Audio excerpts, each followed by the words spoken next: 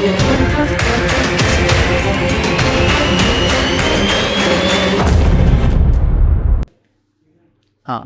चलो आज हम स्टार्ट करते हैं। अपना जो पहले जो टॉपिक हो गए थे इलेक्ट्रिक फील्ड और उसके कुछ न्यूमेरिकल्स हो गए थे, हमने कुछ इलेक्ट्रिक फील्ड के बारे में बात कर ली। आज हम जानेंगे जो अगला टॉपिक है अपना, वो है इलेक्ट्रिक डायपोल के बारे में,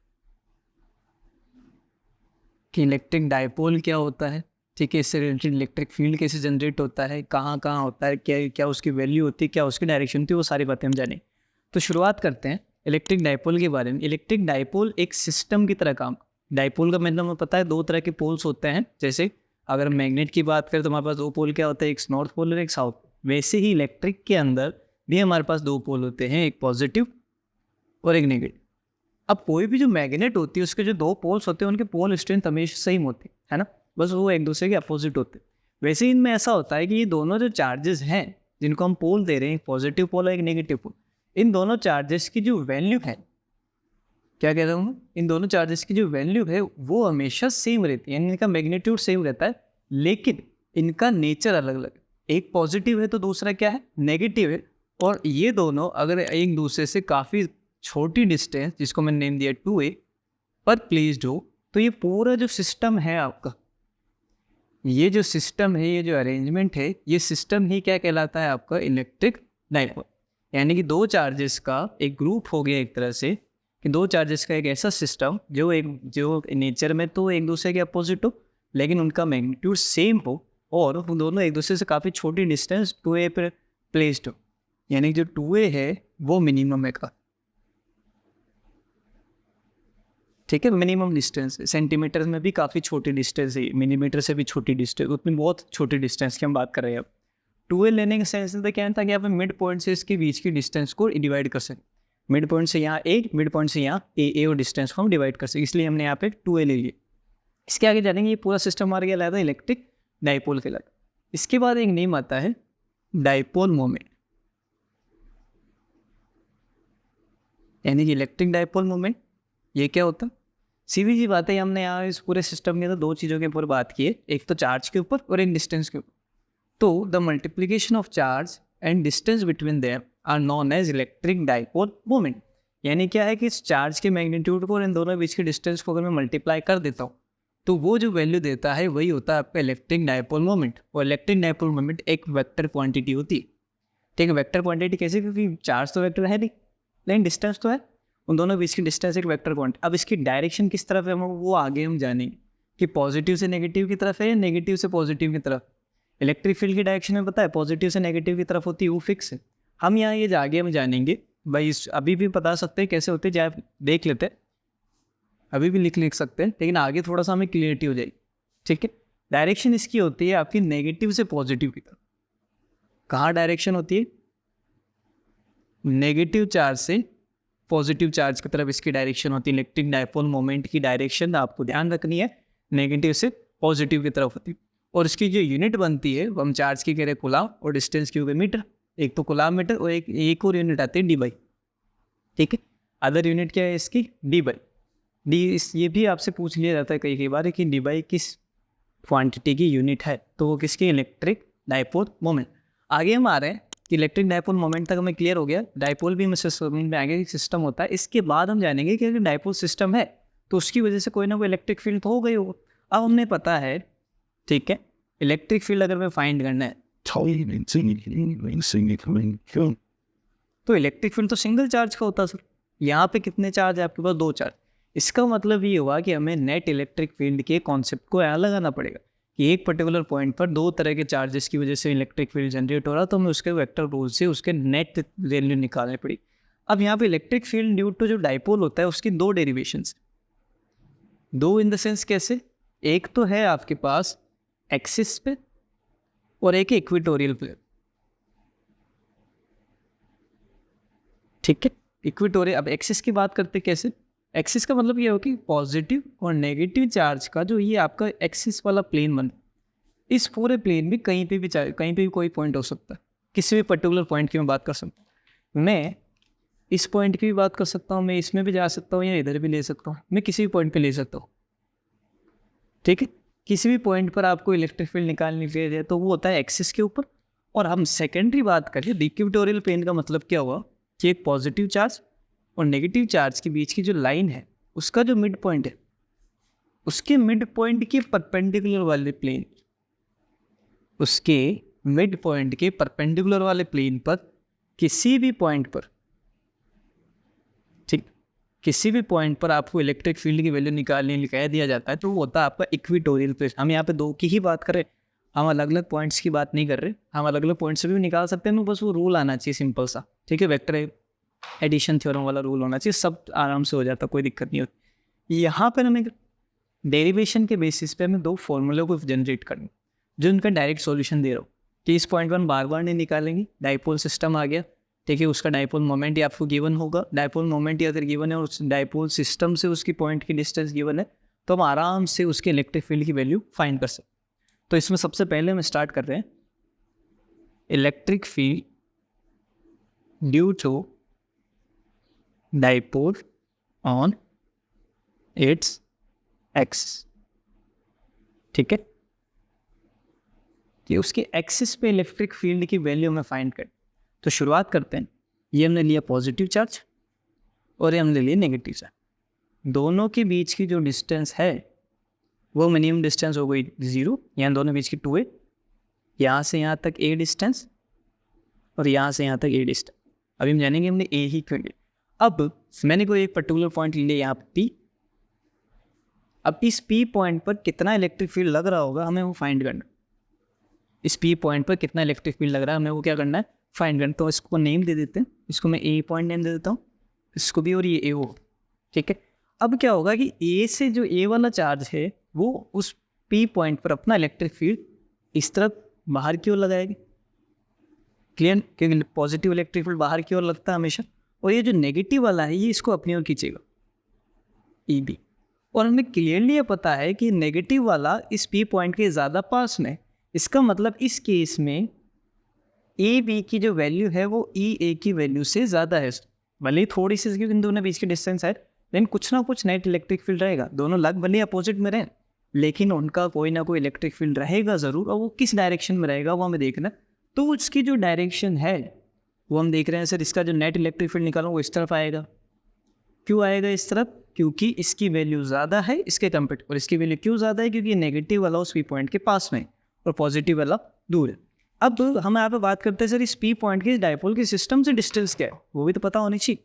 तो हमें पता है अगर हमने कोई सिस्टम लिया है उस पर अलग अलग पर्टिकुलर पॉइंट्स है तो उन दोनों पॉइंट से हम उसकी डिस्टेंस को मेजर नहीं कर रहे हो, सिंपल सी बात, आपको ये ध्यान रखनी। तो हम क्या करेंगे, हमेशा ध्यान रखना इस चीज़ का कि हमेशा उसके सेंटर ऑफ मास से ही डिस्टेंस ली जाती है। अब यहाँ पे इसका सेंटर पॉइंट जो O है तो यहाँ से उस R के डिस्टेंस को मेजर किया जाएगा, यहाँ से उस R के डिस्टेंस को, कि वो P पॉइंट इस डाइपोल से इतने डिस्टेंस पर है। अब भले ही पर्टिकुलर चार्ज से उसकी डिस्टेंस कुछ अलग हो सकती है लेकिन उस डाइपोल के सिस्टम से उसकी ड्यूटी ये रहेगी, डिस्टेंस ये रहेगी, ये आपको हमेशा दिमाग में रखना है, ठीक है। आगे आते हैं, आगे बात करते हैं सर। अब हमें पता चल गया ई नेट, हमें फाइनल क्या करना है, इलेक्ट्रिक फील्ड निकालना। तो ई नेट ही मेरा इलेक्ट्रिक फील्ड है, हमारे पास उसकी डायरेक्शन भी आ चुकी है, ई नेट की डायरेक्शन भी हमारे पास आ चुकी है, ठीक है। हमें क्या देखना है कि सर वो ई नेट है कितना। तो ई नेट कैसे निकले हमारे पास, ई नेट कैसे निकलेगा, EB माइनस E, ज़्यादा में से कम को घटा दिया, यही तो रहा, ये इस तरफ ज़्यादा लग रहा है उस तरफ कम लग रहा है, तो उसमें से मैंने उनको लेस कर दिया तो वही मेरा ई नेट आ जाएगा। हम यहाँ वेक्टर रूल को लगा ही नहीं रहे, हम शायद सिंपल डायरेक्ट काम कर रहे हैं। और हमें पता है इलेक्ट्रिक फील्ड की वैल्यू क्या होती है, E बड़ा होता है KQ/R, R यानी कि उन दोनों पॉइंट्स के बीच की डिस्टेंस, ठीक है। अब यहाँ देखना EB आपको निकालना और EA आपको निकालना। EB की वैल्यू क्या है सर, ठीक है, अपॉन R² यानी इस पॉइंट और इस पॉइंट के बीच की डिस्टेंस। अब B पॉइंट से लेकर यहाँ तक की डिस्टेंस कितनी है, तो देखो यहाँ से यहाँ तक R है, उस R में से मैं ये A लेस कर देता हूँ तो यहाँ से यहाँ तक की डिस्टेंस आ जाएगी, तो कितना आ गया R माइनस A का होल माइनस, ठीक है। आगे चलते हैं, आगे EA की बात करते हैं। यहाँ आते सर KQ डिवाइड बाई, यहाँ से लेकर यहाँ तक डिस्टेंस क्या है कि ये वाली R उसमें मैं ये ऐड कर दूँ तो क्या हो जाएगी R प्लस A का होल स्क्वायर। अब यहाँ पे सवाल ये आता है कि सर चार्जेस भी तो नेगेटिव पॉजिटिव थे वो क्यों नहीं लिए गए। उसका रीज़न हम जानते हैं, हम चार्जेस के बेसिस पर ही तो हमने इनकी डायरेक्शन दी थी, है ना, कि सर पॉजिटिव चार्ज है तो अपना इलेक्ट्रिक फील्ड बाहर लगा रहा है, नेगेटिव चार्ज है तो इस तरफ लगा। तो चार्जेस के बिहेवियर या चार्जेस के नेचर ने ऑलरेडी वो डायरेक्शन दे चुके हैं, और उस डायरेक्शन के बेसिस पे हम ऑलरेडी ही ई नेट को फाइंड कर चुके हैं। तो यहाँ पर उन चार्ज के पॉजिटिव नेगेटिव लगाने का कोई भी तुक नहीं बनता है। क्लियर?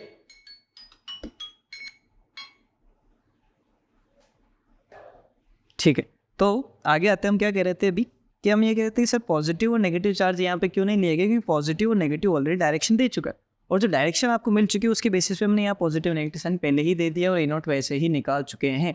आगे की हम बात करते हैं। अब इसको बस सोल्व करना है। के क्यू कॉमन आ रहा है हमारे पास, यहाँ पे एलसीएम भी ले रहा हूँ साथ के साथ, आर प्लस ए का whole square minus R minus A का whole square divided by R minus A का whole square R plus A का होल स्क्वायर। ठीक है, इसके होल स्क्वायर को ओपन करते हैं।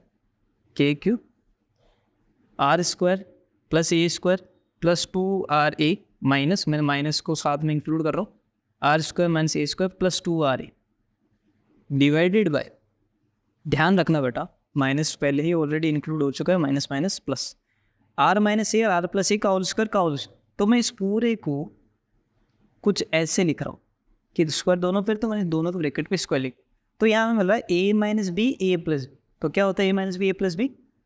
ए स्क्वायर माइनस बी का होल स्क्वायर। क्लियर?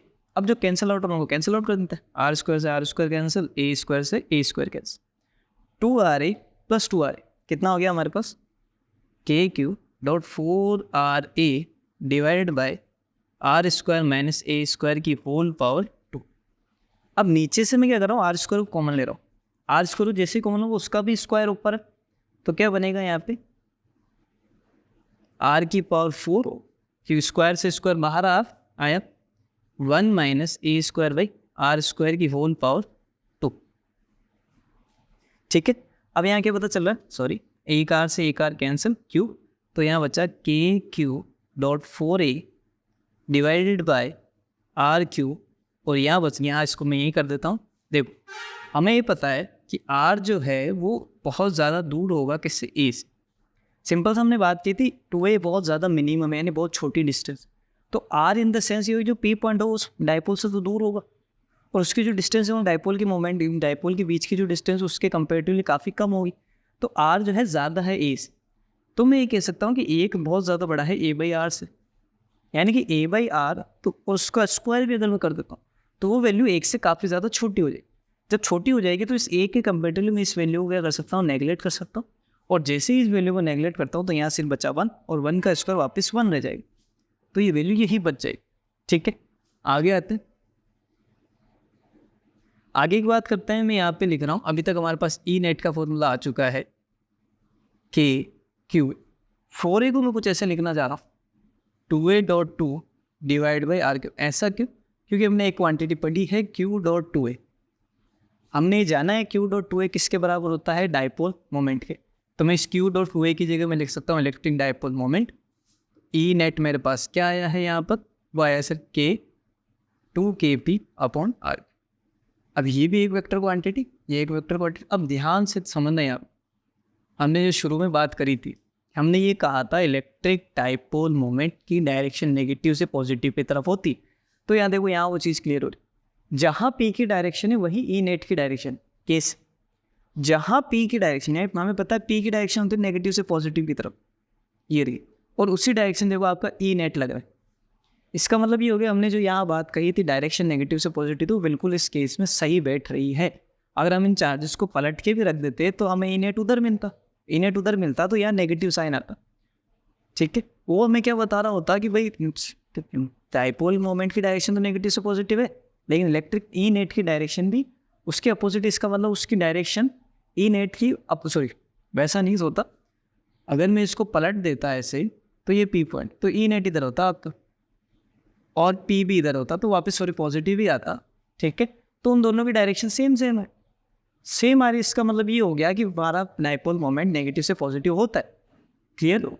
तो ये यहाँ पे हमारा पॉइंट क्लियर होता है। चलो आगे चलते हैं। ठीक है, यहाँ तक सबको डेरिवेशन क्लियर। अब ये फॉर्मूला काफ़ी ज़्यादा आपको याद रखना, न्यूटन पर कूलम इसकी यूनिट होगी इलेक्ट्रिक फील्ड की, कि अगर आपसे एक्सिस पे इलेक्ट्रिक फील्ड पूछ लिया जाए डायपोल की वजह से, तो क्या होगा, 2KP अपॉन आर क्यू। अब हम निकालेंगे second, electric field due to dipole on equatorial plane. हमने बात करी थी इक्वेटोरियल प्लेन क्या होता है। अब उस प्लेन पे मैं निकाल, इक्वेटोरियल प्लेन है पॉजिटिव और नेगेटिव, ये पॉजिटिव चार्ज और ये नेगेटिव चार्ज, इनके बीच का जो मिड पॉइंट है आपका ये वाला, इस मिड पॉइंट से बिल्कुल जो परपेंडिकुलर प्लेन जा रहा होगा उस पर्टिकुलर प्लेन पे कोई भी पॉइंट ले लिया, मैंने ये पॉइंट ले लिया जैसे पी, इस पी पॉइंट में इलेक्ट्रिक फील्ड की हमें क्या बतानी है, डायरेक्शन बतानी है और वैल्यू बतानी। तो आगे चलते हैं, ठीक है। अब ये पॉजिटिव चार्ज अपना इलेक्ट्रिक फील्ड इस पॉइंट पे लगा रहा होगा, ये नेगेटिव चार्ज अपना इलेक्ट्रिक फील्ड इस पॉइंट पे लगा रहा होगा, तो ये पॉजिटिव चार्ज अपना इलेक्ट्रिक फील्ड इस तरफ लगा रहा होगा, इसको मैं ई ए नेम दे देता हूँ, इसको ई बी नेम दे देता हूँ, और ये नेगेटिव चार्ज इलेक्ट्रिक फील्ड इधर लगा, इसको ई बी दे। और हमें ये चीज़ क्लियर है कि इन दोनों की जो वैल्यू है वो कुछ ना कुछ होगी, और इन दोनों का जो रिजल्टेंट है इनके कहीं ना कहीं बीच में है, ई नेट मेरा इस तरफ आएगा, वेक्टर रूल से हम ये बता सकते हैं ई नेट मेरी डायरेक्शन इसी तरफ आई।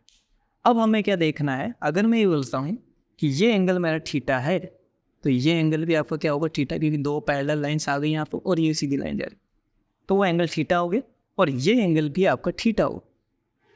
इसका मतलब ई ए और ई बी के बीच में angle between E A and E B, total angle कितना हो गया दोनों वेक्टर के बीच में, 2 थीटा।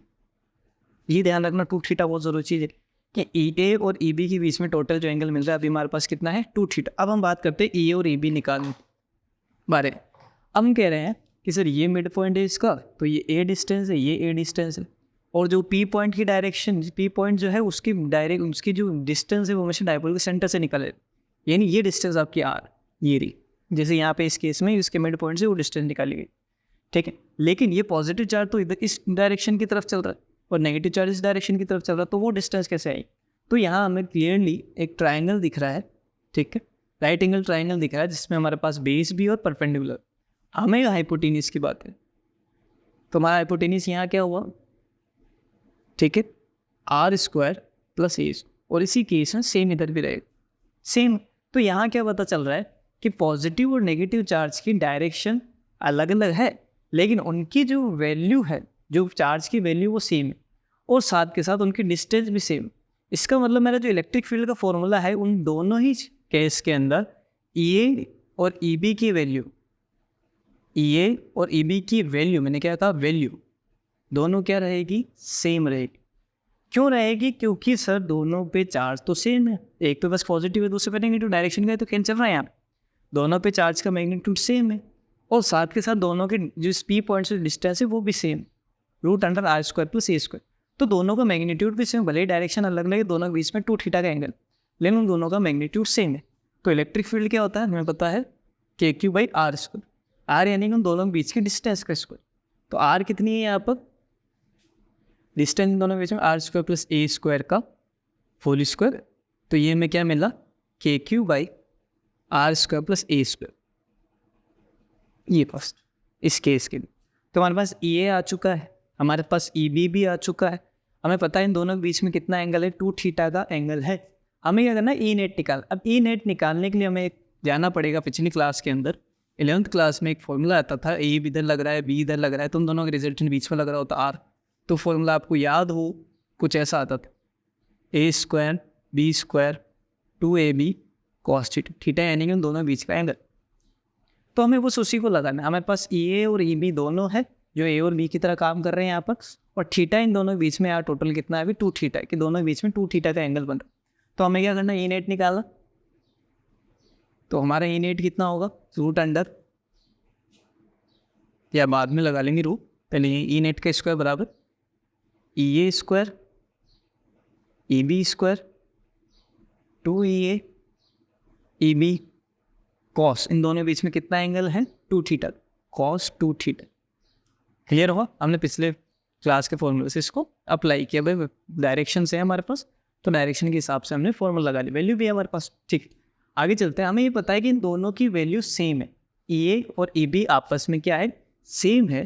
तो हमने यहाँ सेम है तो हम कह सकते हैं ई और ई बी बराबर, तो मैं ई ए स्क्वायर लिख लेता हूँ, इधर भी ई ए स्क्वायर लिख लेता हूँ, ई ए मल्टीप्लाई ये वापस 2 ई ए स्क्वायर आ जाएगा, फिर cos 2 थीटा। इन दोनों में से पूरे सब में से ई ए स्क्वायर कॉमन आ रहा है, तो मैंने जैसे ही कॉमन लिया 1 + 1 2 प्लस यहाँ 2 रह जाएगा cos 2t, वापस उनमें से 2 कॉमन आ रहा है 2a² 1 + cos 2t।